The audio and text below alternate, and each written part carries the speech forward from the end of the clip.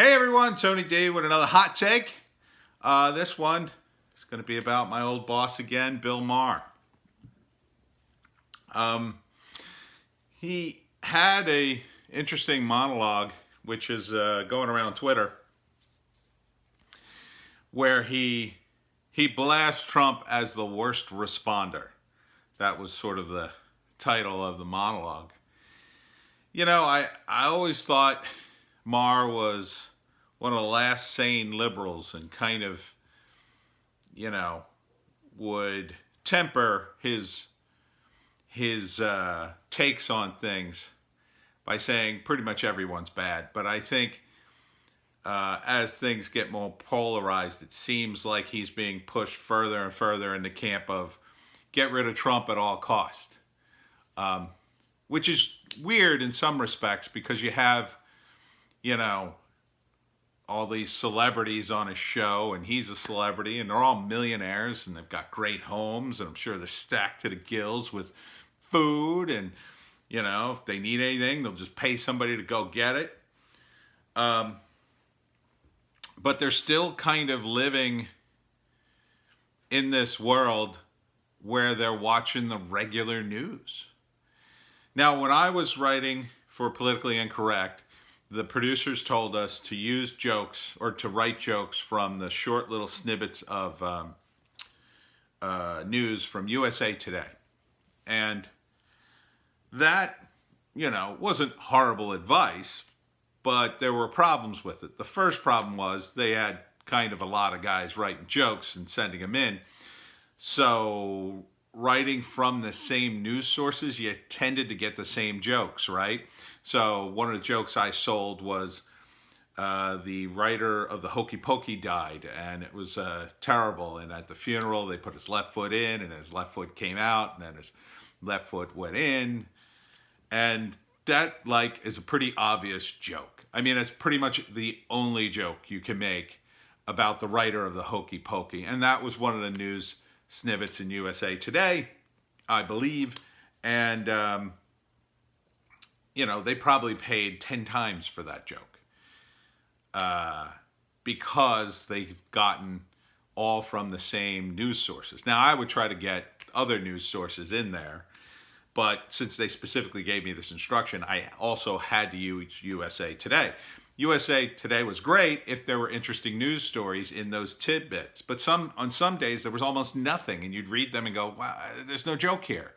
What the hell am I going to make out of this? This isn't even a story people are going to know. I got nothing here. I got nothing. So I would go off the reservation and try to find weird news websites and write from that.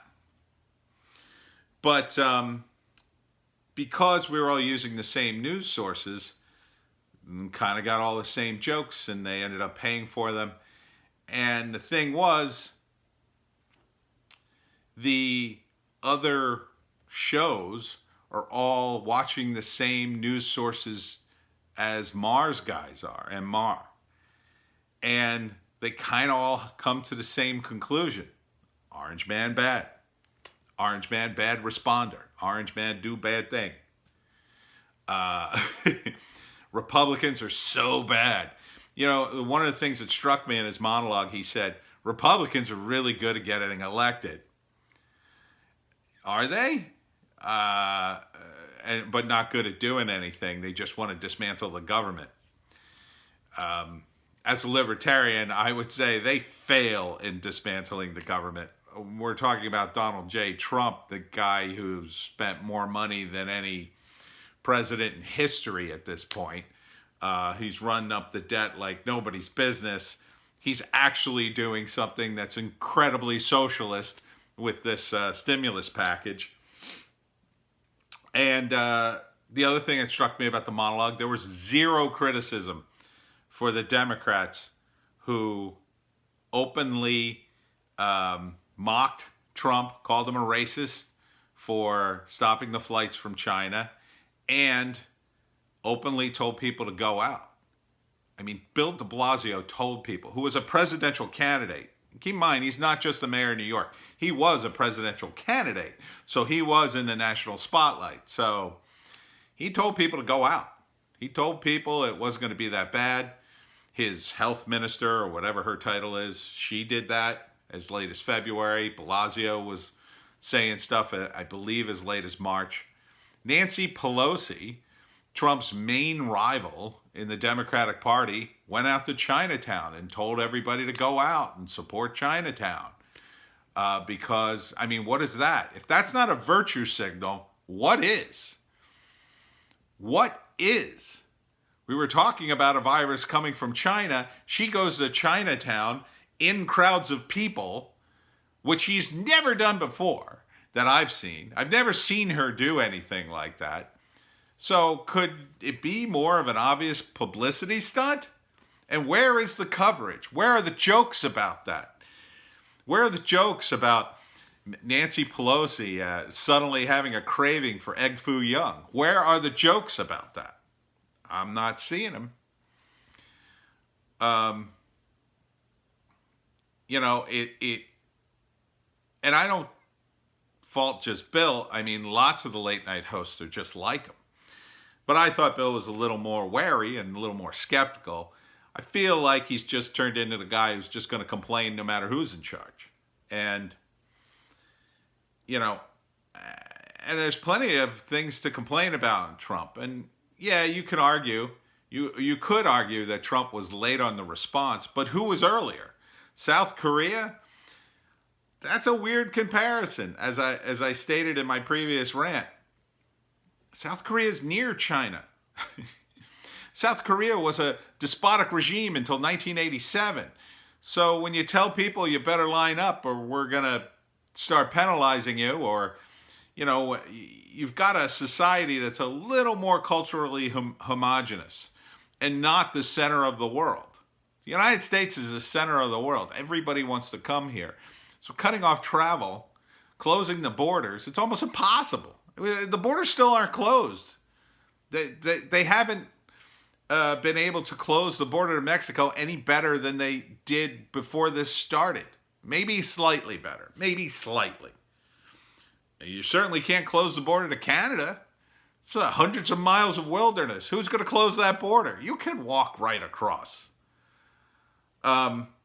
So, you know, the idea that, well, Trump was late and it's all his fault, I just don't see that.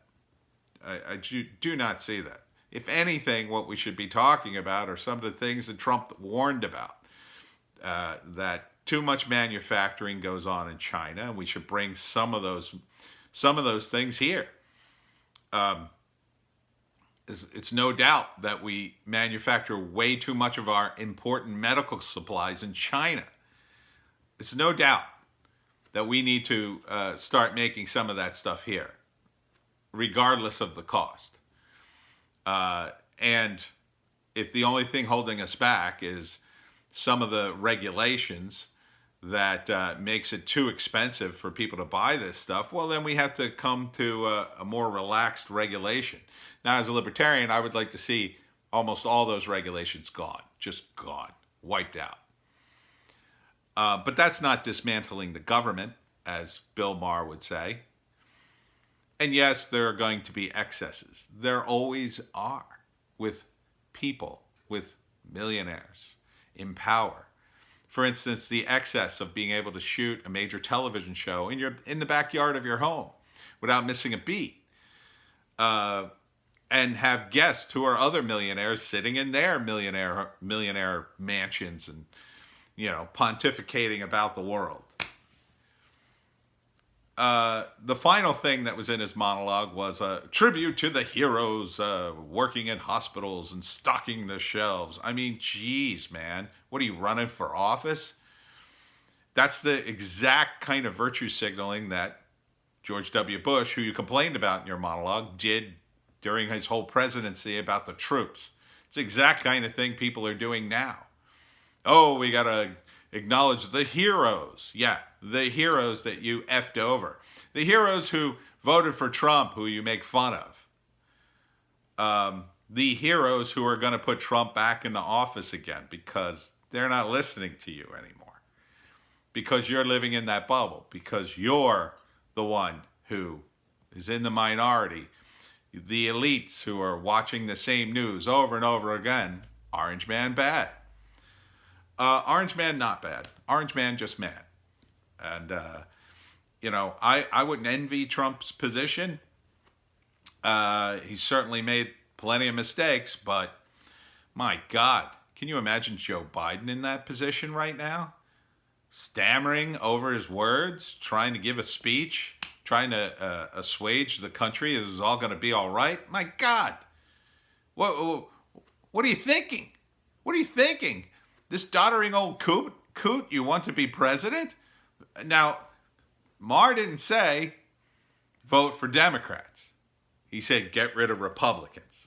But obviously, the default here, it's not like he's been touting the Green Party or the Libertarian Party on his show.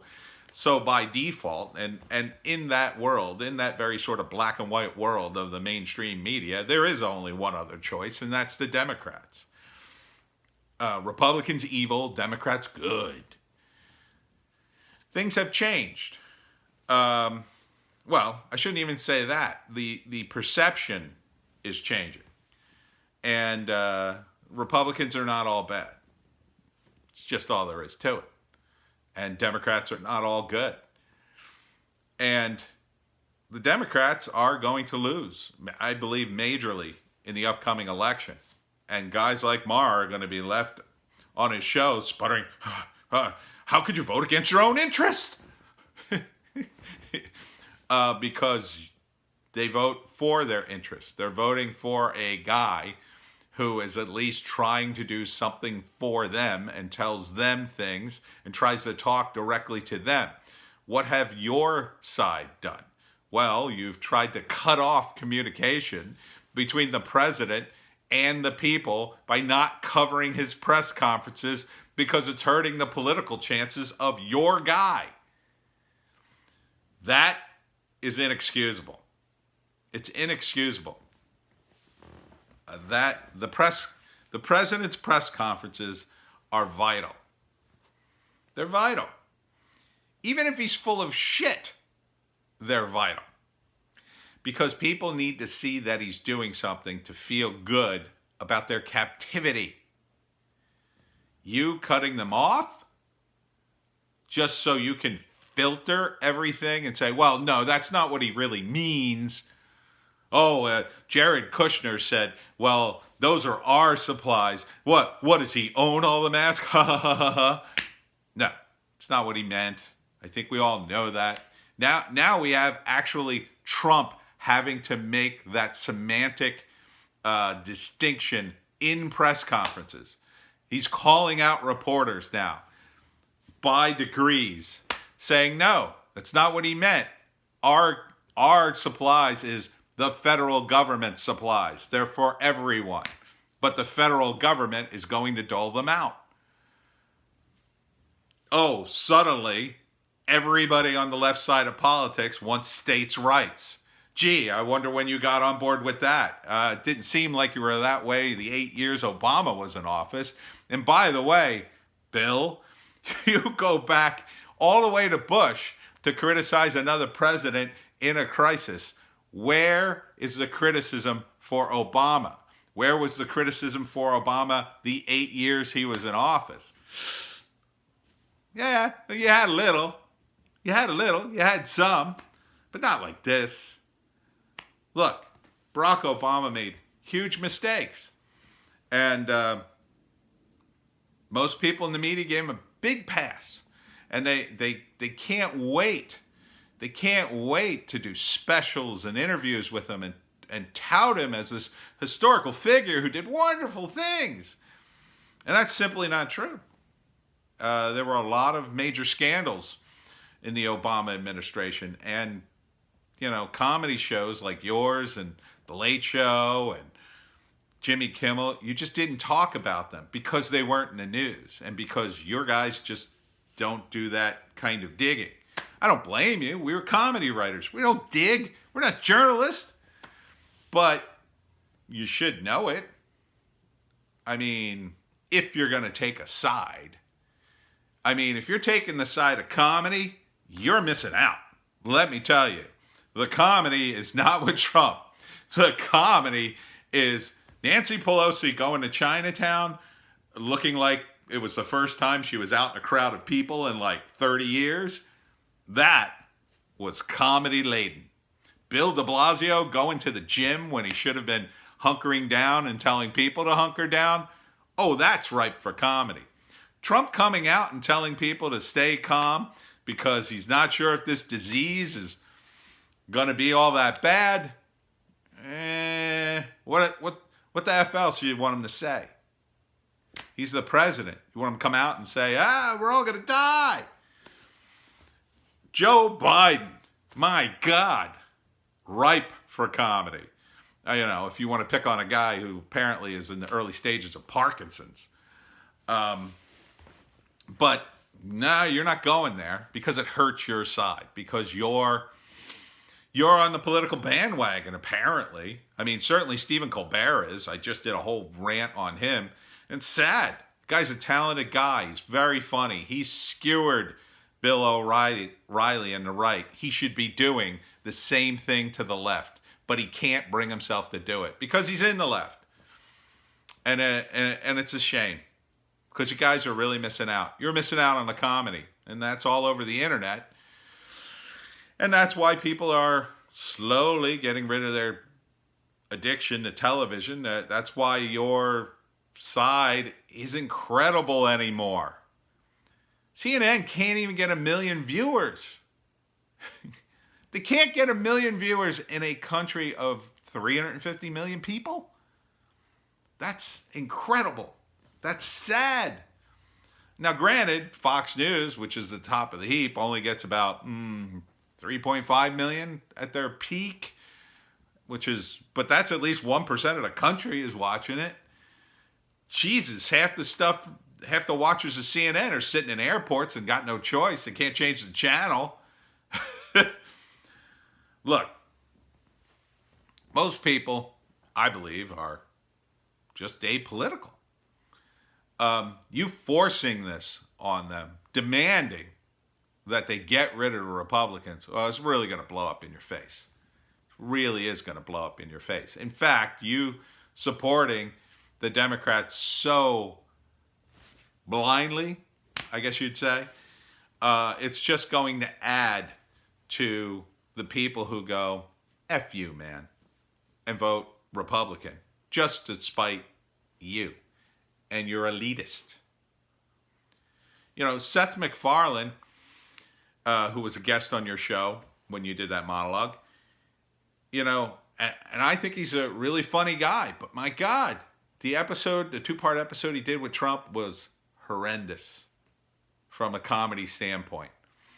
It was not Family Guy. Not the Family Guy I watched for many years. And it ends with Justin Trudeau flying in on a Segway to save Trump. Justin Trudeau, Mr. Blackface, Mr. I'm caught in a huge scandal, Mr. I shouldn't still be prime minister, but because of the weird laws in Canada, the Conservatives couldn't get enough votes to oust him. He's in deep trouble. He's deeply unpopular in his home country, I believe. So, no one's stopping Seth MacFarlane, who's worth hundreds of millions of dollars, from moving to Canada and living the life of Riley and being able to pay all sorts of taxes. But, for some reason he doesn't do it. For some reason he stays here. So weird. So weird that so many millionaires had to criticize and say there's so many things wrong with this country, and they had the ability to live wherever they want, especially Canada. It's just up north. It's practically America. You could become a citizen and pay those taxes. Ooh, but I bet your accountant told you what a bad idea that would be. So anyhow, my advice, Bill, is for God's sake, tell your guys to stop watching mainstream news. Or watch it with a much warier eye. Look at some of these other internet sources. They're not all great. Yeah, there's a lot of wackos out there. But some of these citizen journalists really nail it. Now, I'm not going to sit here and recommend them so you can pick them apart. You got to just kind of discover these guys on your own, but you need to drill down. You got the time, you're sitting at home. The show would be so much better if you did. You would gain a new perspective. You wouldn't just be the edgy kid in a group of guys who all have the same opinion. It saddens me that you are now in the group of Kimmel and Myers and Colbert. Just seems that comedy's all going downhill. Well, at least in the mainstream. I think on the internet it's pretty awesome.